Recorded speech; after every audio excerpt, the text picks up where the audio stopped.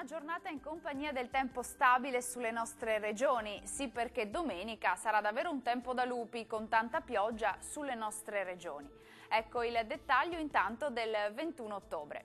Sul Veneto tempo asciutto e ampiamente soleggiato, va evidenziata tuttavia una diffusa nuvolosità, anche con cieli spesso coperti su Trevigiano e Veneziano, consuete nebbie diffuse sulle pianure.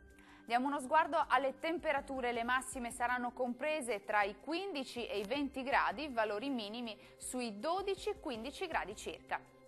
Andiamo ora a vedere che tempo farà sul Friuli Venezia Giulia. Qui il cielo sarà generalmente nuvoloso quest'oggi, ma senza piogge degne di nota, più sole sul Triestino, nebbie sulle pianure e sulle valli del Pordenonese e Udinese.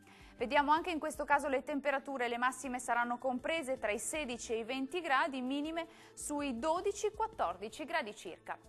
Concludiamo con uno sguardo alla situazione del Trentino Alto Adige. Qui il tempo sarà asciutto e soleggiato, salvo una diffusa e parziale nuvolosità su tutta la regione.